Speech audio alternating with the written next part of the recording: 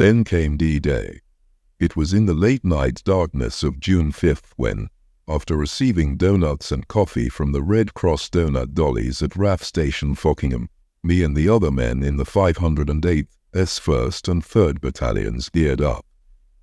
I also packed 4 letters from Bet, my sweetheart.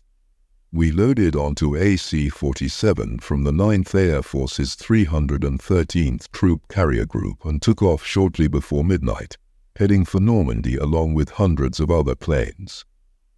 The flight over the English Channel was tense. We were all thinking, I said. A lieutenant tried to keep spirits up, but I wasn't having it. I almost told him to sit down. About an hour or two later was when the red light by the fuselage door lit up the cabin. Me and my 16-man stick stood up, hooked our static lines, and checked the gear of the man in front. Then, the red light went off, replaced by green, and that was our signal to charge out the door. I could see traces and trees below, but there was no time to take it in. By the time my chute opened up, I was on the ground. I landed alone in a farmer's field and quickly unhooked myself from my parachute. Then, I ditched the reserve chute on my chest and threw away my gas mask. I knew I wouldn't need it. Relieved of the extra gear, I set off on foot until I ran into another paratrooper. He said, "Don't shoot. Don't shoot. I'm from Kokomo, Indiana. I forgot the password." I remember his panic made me chuckle a little. I had no clue where I was, but I wasn't alone. Most of the 508th paratroopers had missed the drop zone because the Pathfinders ran into trouble. Pathfinders were specially trained, and they were supposed to set up lights and transponders to guide us, but they got hit hard by the Germans. The result? We were 10 miles off target that day.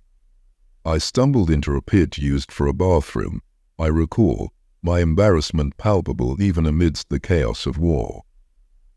As we trudged forward in search of the intersection, cutting telephone wires and skirmishing with German infantry along the way, I can't shake off the ignominy of that moment. Late on the afternoon of D-Day, as the sun began its descent, C-47s flew overhead, releasing gliders. But they were too distant, hidden behind numerous hedgerows. Where were all the planes promised to us? I never saw any Allied air cover during my time in Normandy, but was told there would be. For 6 days, we roamed the hedgerows, searching for the road intersection we were supposed to hold. I attempted to climb a steep hedgerow, only to slide back and nick my buttocks on a bayonet held by a paratrooper behind me that once sucked. We moved in the dark and slept in the light. Communication with local French farmers was challenging due to the language barrier. One of our group attempted to converse in Latin, to no avail. We never found our intersection, nor did we encounter any other Americans, save for some French farmers burying dead paratroopers. The invasion forces on Utah Beach were distant thoughts. Our reality was simple. If the beach landings failed, we were on our own. We survived on meager rations, hunting for scraps of food and drinking from streams. The days blurred into each other as we battled hunger and fatigue. We got so damn bored we would just sit for hours picking lice off ourselves. On June 11th, we clashed with a larger enemy force. I aimed my M1 Garand at a German soldier and fired, watching him fall down and hit the ground. Boom, just like that we managed to capture a few prisoners during the skirmish. But things were getting heated. They kept shouting orders at us to back up, and we did till we couldn't anymore and had our backs to a farmhouse. You know, I almost died there. While I was running, a grenade exploded in a tree above me, and it scared me real good. As the Germans began to close in on us, it was clear we were outnumbered and they started to get behind us. Lying on the ground next to the farmhouse, I heard the terrifying screech of a German shell before it smashed into the structure. Minutes later, the order to surrender came from our lieutenant. Disarmed by the peculiar-looking Germans, I had my watch taken from me. I confronted an officer about my watch, and to my surprise, he gave the freaking watch back. That watch meant a lot to me. It was dark once the Germans finished organizing us into ranks and marched us to some waiting trucks. The next day, as the trucks headed into the interior of France, American P-47 Thunderbolt fighters swooped down on the caravan. Loud booms and gunfire out of nowhere. Some of us dove into a roadside ditch while others remained in the trucks as the planes opened fire. Those .50 calibers made some sound, I recall. We didn't know if they were trying to help us get away from the Germans in the moment. Unfortunately, the planes killed some of the American POWs, and the trucks kept moving, taking us to the Raviot. The trucks arrived in the city, where the Germans put us to work carrying burn victims into a hospital operating room. We were then placed in a boxcar and shipped to Paris by rail. There, as the train waited at a station, American planes bombed the rail yard. The German guards scrambled to escape, leaving us in our locked car. Once again, never got the chance to escape. After the raid, the train continued its journey. For bathroom facilities, the Germans set a bucket in the middle of the boxcar, but there were too many prisoners for it. I spent most of the trip looking at the countryside through a small window until someone wanted to piss through it. It got real smelly real quick. The train crossed the border into Germany and, after several days, arrived at a POW camp in Hammelburg. German civilians lined the way as we dismounted from our car and marched into the camp. German men with missing limbs stared at us with hatred in their eyes. Good thing they didn't have guns, is what I thought to myself. The camp contained British, Polish, and Russian prisoners and boasted a library and a swimming pool. We even formed soccer teams, but I never got a chance to enjoy the amenities or the camaraderie of sports, as we were soon transferred to a coal mine in the Sudetenland area of Czechoslovakia. Back to slave work. For the next 9 months, I toiled in the mine with my fellow POWs and Czech civilian prisoners. The civilians would drill holes in the coal veins and then blast them with explosives. We POWs then shoveled the loose coal into rail cars. We had to walk an hour back and forth from our barracks to the mines, which were lit only by small lamps. But we could escape work by covering the lamp with a cloth, leaving the tunnels in complete darkness. If you wanted to goof off, you could go into a tunnel and no one could find you. The work was dirty and dangerous, both because of its nature and the management. The coal was stored in underground rooms with 12-foot-high ceilings. You could hear the creaking of the coal, reminding us of the unsteady room. One paratrooper from my company was killed when a huge chunk of coal broke off the mine's ceiling and crushed him. When we found out, we refused to work and remained in our barracks until a guard walked in out of nowhere bang. Shoot the poor guy in the back of the head. In another incident, a prisoner tried to escape, but the Germans shot him dead. As an example to us, they laid his body out in the camp yard. My POW number was 743, which I had to learn in German for roll calls. Once, when the guards read off numbers to assign men to a double shift, I did not answer, not wanting to return to the mine. When they realized what I had done, they sent me below for 18 hours. It was enough to teach me a lesson. So I started doing what I was supposed to do. I worked with Czech civilian prisoners, some of whom came from their homes every day. One Czech wore good clothes, but once in the mine he changed into his mining clothes and sent his good clothes up on a pulley.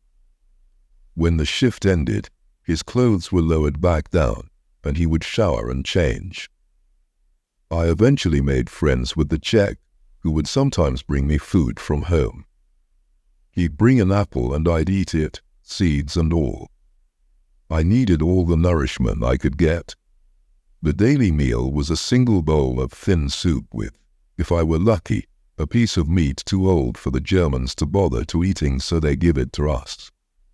In it, on rare occasions, round bread loaves, often made with sawdust, were distributed to us, 1 loaf for every 8 men.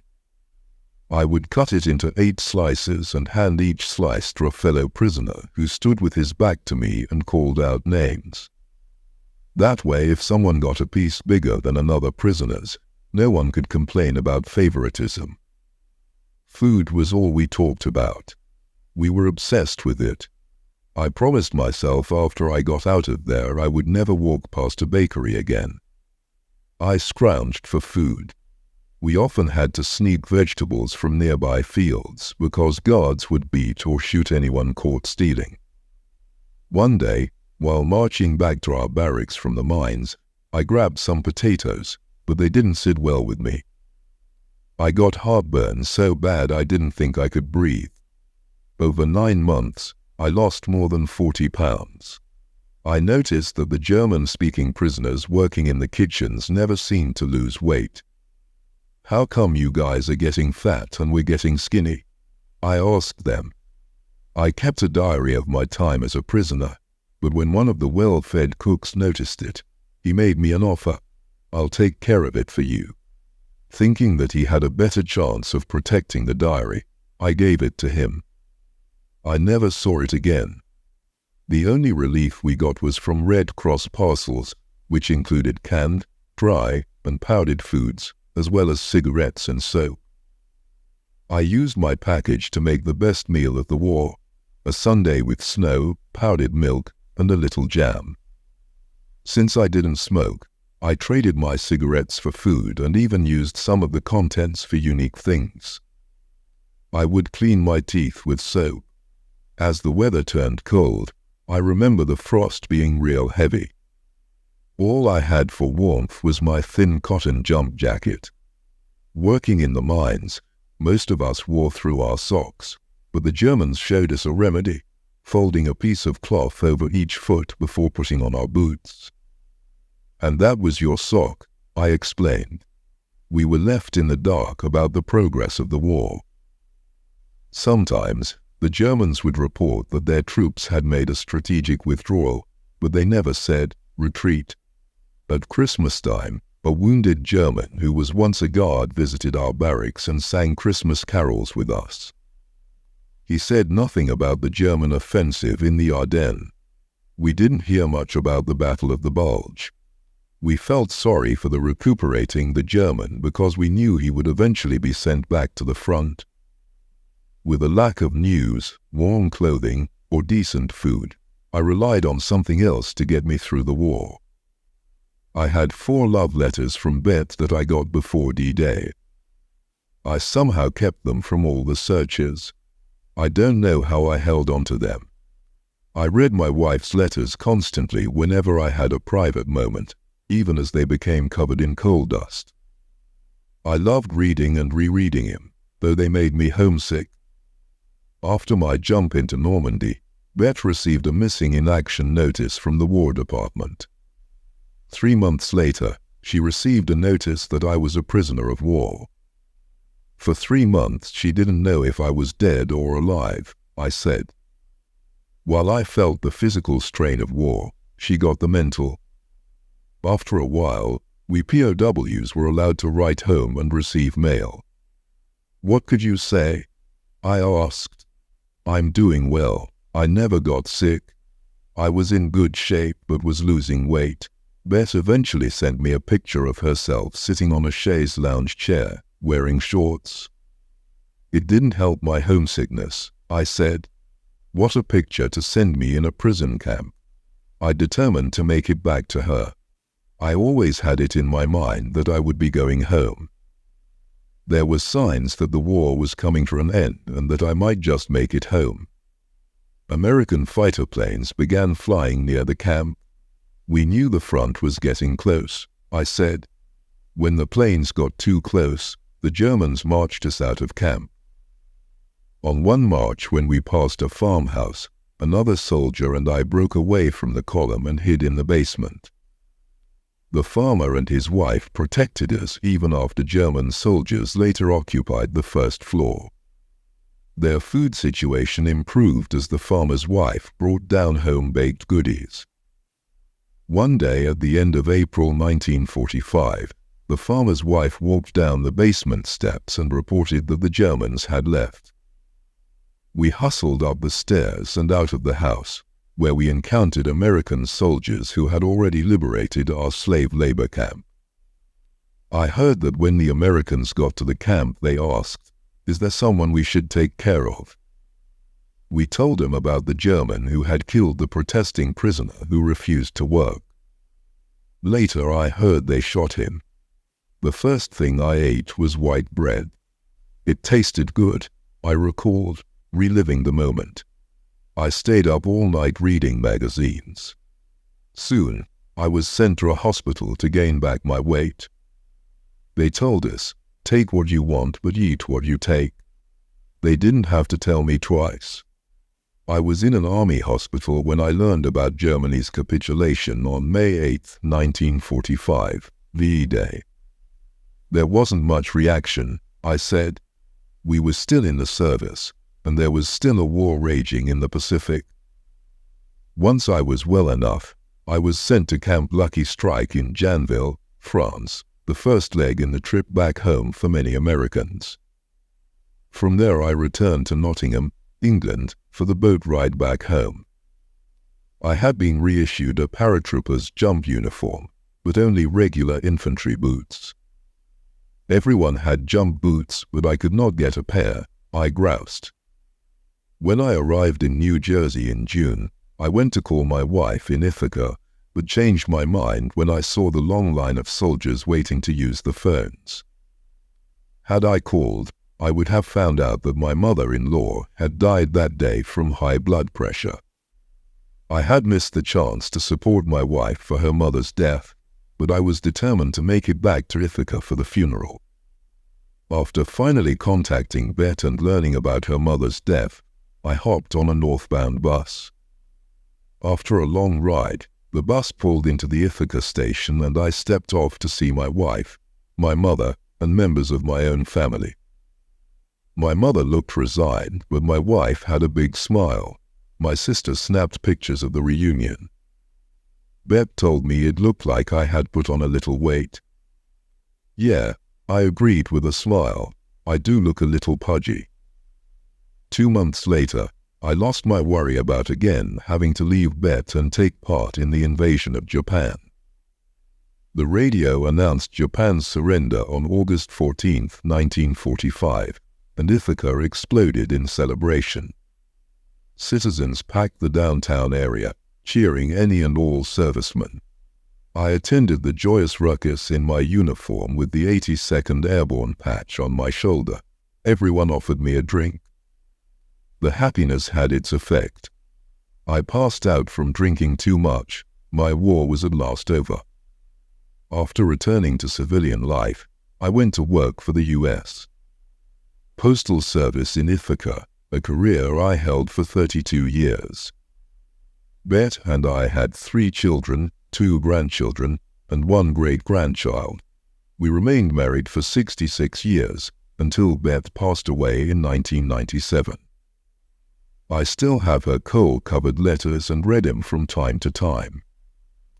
Since that moment when a fellow paratrooper told me that his lieutenant had issued the order to surrender, I have felt guilty that after years of intense training I surrendered after only 6 days of fighting. I also feel bad that during the Battle of the Bulge, the 508th was rushed into the line with the rest of the 82nd Airborne Division while I was working in a relatively warm coal mine. Anyone would feel that way, I admit. When asked if I am proud of my service, my answer is surprising. It took 3 years out of my life, but it was worth it.